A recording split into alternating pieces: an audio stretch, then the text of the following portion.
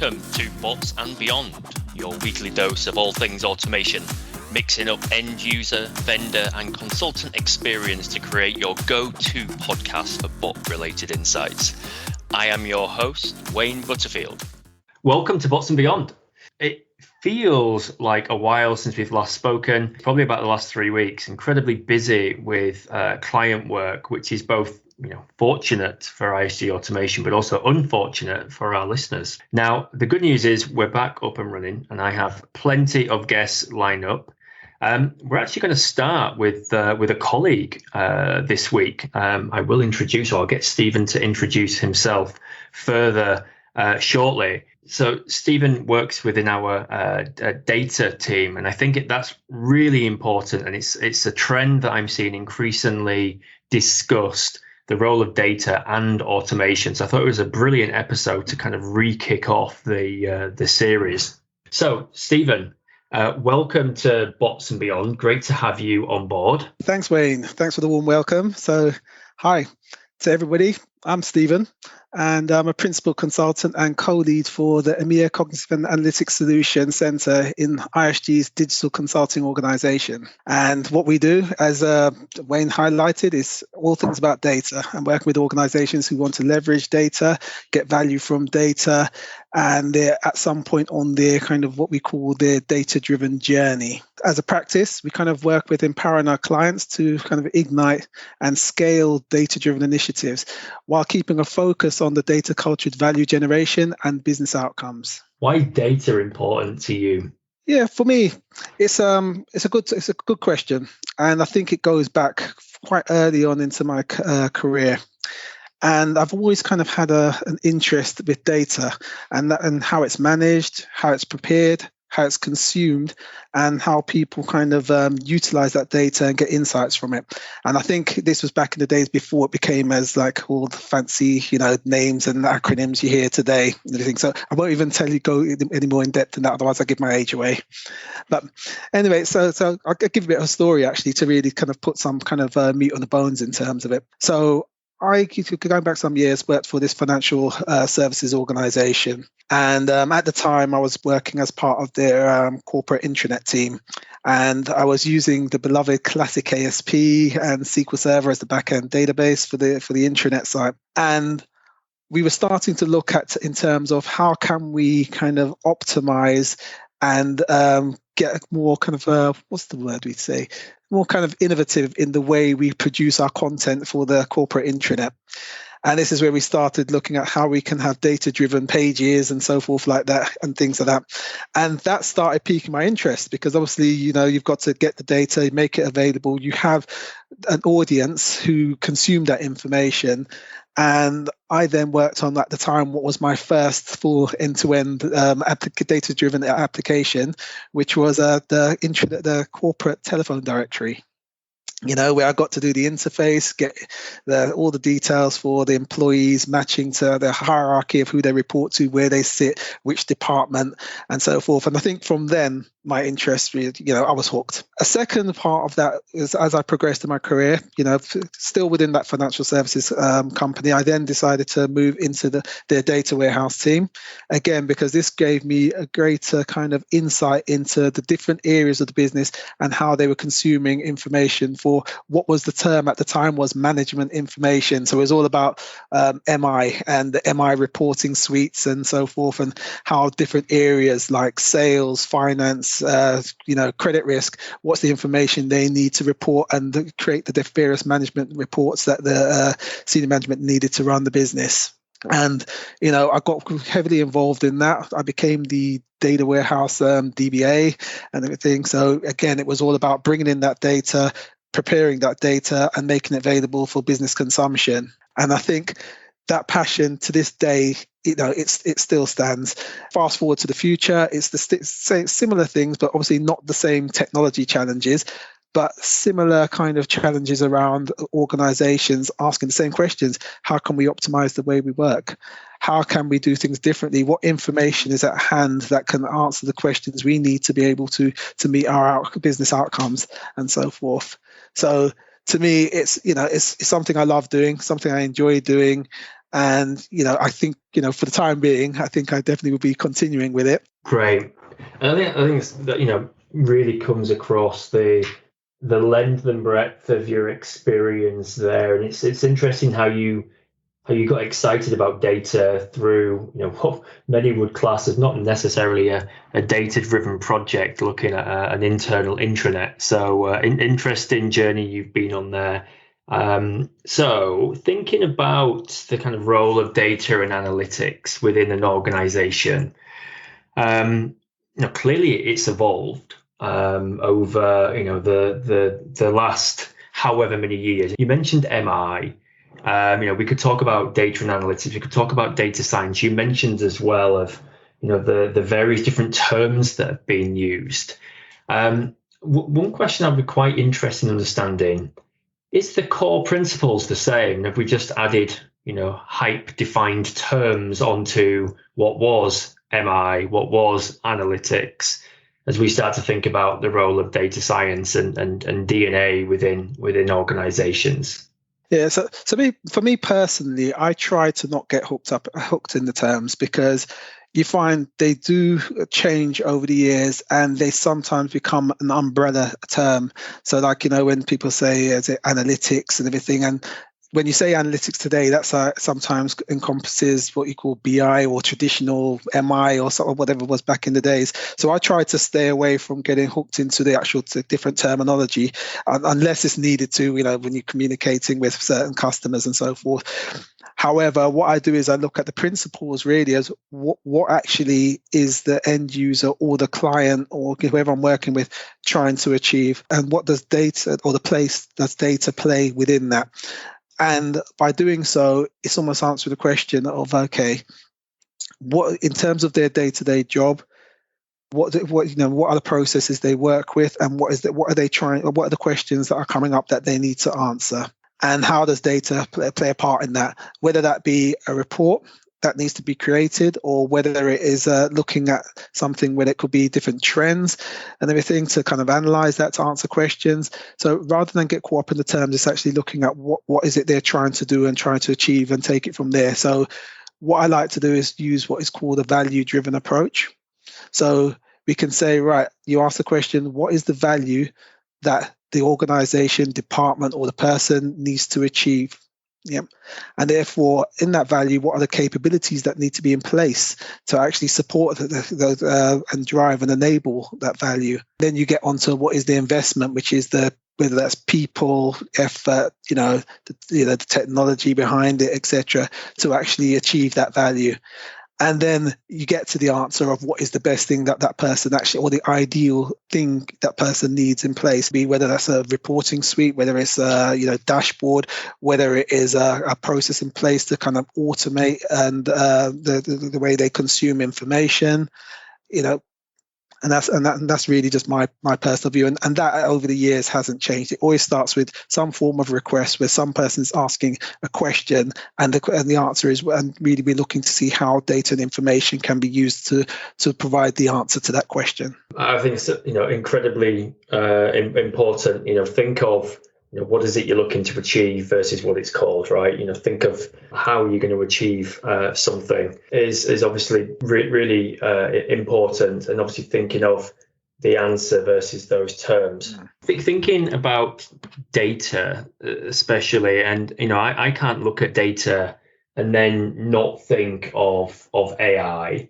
Now, the regular listeners will be well aware of AI being a catch-all term in itself. But how, in your view, do you get from data-led approach to making company-wide use of AI? I mean, is it simple? Is it hard? What's your kind of view on the steps that are needed to start making use of AI in an organization? So what I'll do is I'll take a little step back on that one then, just before we get into the depth of answering that question. And it's looking at what organizations are trying to do when they say, okay, they want to leverage value from, say, data and analytics. Yeah. So it's about them working to continuously improve and innovate their business and the way they operate. So you'll find that some of the things they want to achieve, and this is where we always start with the value and achievement side of things, is, okay, they're looking either to do things along the lines of increasing customer centricity, so i.e., have a better understanding of their customer behavior and preferences, or they may be looking at, say, for example, where they've got new value streams and business models. So by saying how can data be used to develop, whether that's add-ons for existing products or to create new data-driven products, or how they can kind of enhance what we say operational excellence. So how can they improve efficiency and the quality of enterprise functions, and how can they free up money for top line growth? And then finally, how can they improve management decisions? So that's by the move from gut feel to whether it's fact-based decision making. So when we look at those kind of areas of what where organizations look at in terms of what they want to use or leverage data for, when you start thinking about AI, you start thinking, well, AI is essentially a continuation of some of those key kind of capabilities that I've just spoken about. However, it's more like adding the kind of ability, which is a difference, to say exhibits the human-like intelligence or behavior. So, rather than just measuring a report or using, getting information and actually just reporting or using it to make decisions, it's how can we simulate that in terms of artificially or getting the answer rather than the report, so it gets to the next level. So it kind of builds on whether it's the descriptive or predictive, and then be able to kind of produce the result for you at the same time. In terms of the steps, I think I've spoke about them earlier, and I think it's the fundamental principle that doesn't change really, which is what is value. And then if you kind of map that value to whether that be your, the business outcomes that you want to achieve and everything, you then get onto the stage of what are the capabilities that are needed in place. So you then talk about, okay, what is the strategy that value kind of will be underpinned by, and therefore, how does the organization need to operate, and what are the technologies that need to be in play? And by taking that step by step, you start articulating, and you get to a stage where you're understanding the value of where AI can be fit within that kind of process, and how it can be then leveraged. Otherwise, usually as a kind of pitfall, when you don't take that structured approach, you have that scenario where people get caught up in the individual use cases with the nice, shiny, interesting things you want to work on and everything. You kick off the POC or POV, and then it goes no further, because it hasn't either been aligned to what value means to the organization. So it got the excitement, it was a nice to have, and then it patters down because what's the next steps? What does this mean in terms of where we take this, or how do we scale this, or what does this mean for our organizational strategy, which is to do X, Y, Z? And if those things haven't been thought about, you find this is where a lot of the POCs and POVs end up just being shelfware. We've been speaking a lot about the role of data and analytics and automation colliding recently. Why do you think that is?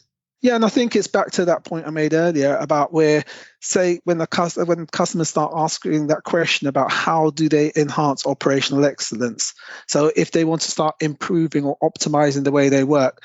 So that may initially have started off with the thing of saying, can I have the data that I need to make decisions on time, in the right format, etc. on hand. So you've got to that stage. But then there's a limitation on that. And it becomes okay, well, that's given me, but then what is the next step of the actions that need to be taken based on what that information is saying? And this is where I think the kind of world of automation is colliding with data, because it is actually addressing that challenge there to say, well, actually, we've now got this data here, and based on the data and information and insights that are derived from it, we can now act on that depending on what that process is and everything. So we can actually reduce the kind of human or manual element where it's a suitable scenario. And I'll give you an example and everything around that. So that's like where you find in certain industries, like, say, for example, in insurance, where you're processing claims, where that might start off initially saying, well, if we can predict the certain trends or certain types of claims coming in, we can use that for a triage service in the way we deal with the claims. However, that's just one step. The next step is if you can kind of identify low value claims, which you can kind of settle and pay off very quickly, then why not take it one further and automatically do so? And that's where the automation that is driven by data comes into play. Now, The other area, which I think is quite interesting, where we're seeing big changes there, and is within IT services. And this is where we talk about, say, for example, and again, I'll pop a term in there, AI ops, which is a term that is prevalent in the whole kind of space of when you think about modern IT, and that in itself is talking about how you kind of combine, big data and AI, to kind of enhance or kind of partially replace like what is termed the range of like IT operations and processes, and for the benefit of optimizing the way you work. And if you think about it, you kind of can categorize that into three areas where there's significant value in doing so. So you've got the whole area where you talk about troubleshooting and resolution, which historically could be quite a manual task, but with the amount of data we have today and everything and available to the IT area, using data, AI and so forth, you can actually take measures in terms of analyzing the trends and being able to predict kind of what are the suitable resolutions for common problems that come up. So, and be able to then repeat that resolution efficiently, So you got that whole drive behind, say, for example, incident management as well, and how you kind of can predict and use data to actually manage the way you treat incidents and events, and where you've got kind of automated alerting in there as well. And then the third area is the whole, what that means in terms of user experience. So how the value it provides to your end users and how they engage with IT, and how IT then becomes not a negative, scenario of, issues come up, I forgot to call the help desk, or servers down, or so forth. It becomes more proactive, working in the background. So in the best case scenario, the end user doesn't even realize that something has gone down because it's been there's proactive maintenance taking place and so forth. So these are the things we're seeing at the moment now, and then even some of the clients we speak to at the moment, where the question is how can AI ops be leveraged in terms of automating the kind of challenges that an IT services function needs to be responsible for, and how can they ensure that value is aligned with the business outcomes, and therefore they minimize any kind of IT impact, negative impact on the business. That's really interesting. I think the whole world of AI ops is an entire episode in itself, and I like the idea of data making the decisions, and obviously automation enabling the action. I think that's a really good way of describing why the world of data and automation are colliding. So just thinking a little bit more kind of broader, and thinking about, and maybe you covered this a little bit with the AI ops, but thinking about the actual world of data and data science, there's obviously a lot of tools and toolkits in that kind of space as well. Automating, data cleansing, there's even tools now looking for bias, etc. I mean, that again feels like a really interesting area to kind of dig into. I mean, what's your kind of view on that particular world at the moment, where automation tools are part of data science, and is there any kind of standout tools or capabilities that you think the audience are worth being aware of? Yeah, I think it's a interesting area there, and I think what I think one of the challenges at the moment now is you kind of have what is a growing ecosystem and of tools and capabilities that are being made available to customers, and that could be whether that's through our the key hyperscalers, whether it's the Googles, the Microsoft Azure, whether the AWS, whether you've got kind of other tools where you've got the data scientists will use, say for example, like the Databricks, with and a myriad of others and everything in there. I try to stay away and not get too much into any particular tool, because you'll find that usually one or more can do a similar job and everything, etc. And some of it comes into what is people's favorites, or what they're comfortable with, or what is the standard an organization has already in place, and things like that. But again, it's more importantly sitting down to say, what are you trying to achieve, which is just as important. So, for example, just recently we had a scenario where, for example, you've got two different technologies and everything. One might be open source, and one might be, one's not open source. They both do the same things and everything, and it became, or similar things, capabilities. And the client wanted to know which direction to go in. You had two camps in the client, one saying open source, the other saying no. But then what it fundamentally came down to is essentially what level of commitment and security or assurance did you want in place when, say, for example, you're working with these tools there to build your models, to build your capability, and so forth. And one of the business functions was saying they wanted to have the support infrastructure in place. They wanted to be able to have a provider that can provide the support and the overhead and so forth. And those are the factors then we're saying, well, this is what the current needs are. And therefore, what is the tool that then ticks the box in terms of what they, to satisfy that ask they have or that challenge and everything. And then using that. So it's less so of the actual technology and more so again on what the capabilities are and using that as a mapping to what the technology is best placed to meet that need. You see so much technology out there, and it's you can easily get lost in that technology, and you see that becomes a challenge in itself with certain companies where they've got a challenge just around technical debt from different kind of tools, similarities with overlaps. So for example, whether that's reporting tools which all do the same thing, but different departments have had that historically, or it's been brought in as part of acquisition and so forth. So it's really sitting down and back to the points I made earlier about value and capabilities and letting that drive actually what you need and what's in play, and then being able to kind of where needed work with the providers in collaboration to get the value out of those tools, because that's another challenge in itself where sometimes you may not actually be getting the value from the tool you've selected, because whether that's a limitation in available skill set or understanding, and therefore this is where working with the providers, whether that's the software provider or working with a consulting firm has an expertise in implementation with that tool set and therefore can guide the client accordingly. I think you've spoken about value and value creation a number of times. Is it easy to extract value from data? I don't necessarily think it is. Whereas if you think about the world of automation, it's quite easy to replicate human activities at a much cheaper price and see those activities in the flesh. I guess it's much more difficult to show value in data. We all know it's important, but actually making use of data and showing a value that you can put against that data, I guess it's incredibly difficult.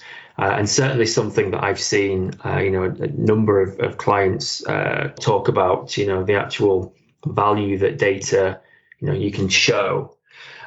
Thinking about that, and I think one of the reasons why that question or why that point popped into my mind was kind of this collaboration between, DNA, data science, whatever you want to call this function in the business, and automation. This collaboration is one that I'm constantly asked about at the moment. How should we work with our data and analytics capability? What are the rules of engagement we should have with data science, etc.? And this is obviously coming generally from automation, centers of excellence, centers of capabilities, etc. Do you kind of have any thoughts on that? The rules of engagement between the DNA function and automation. Yeah. So, and to your point that you made about the value of data as well, and I think yes, it can be challenging because if you think about data by itself, you can't really put a value to it. The only time you can put a value to data is when you can actually say what you can tie that to an outcome you want to achieve with that data. Then you start realizing the value of that data, and I think that's a kind of important connection to kind of put in play, because if you think about it from there was a time going back some years where it was deemed on you want to just grab every piece of data to say you have data. But obviously storing that data has, at the time, has a cost in itself. Managing that data has a cost, and governing that data has a cost, which is the other side of the picture. So really you want to be able to answer the question of what value is that data going to provide and everything, and then to work towards that. So I think that's where the challenge comes in, because this is where it's important to be able to ask the right questions and understand your own business and understand why you're asking certain questions in terms of, so therefore to be able to get to a point where you can actually quite comfortably and confidently say, this is the value that we're getting from the data that we are storing and retaining, and we can actually articulate and say who in the organization is actually consuming and using that information. Yeah. And I think that brings you back, to your point there about how you could work with whether, automation centers of excellence or analytics centers of excellence. It's by having them set up in a way where they can kind of help the wider business in terms of understanding.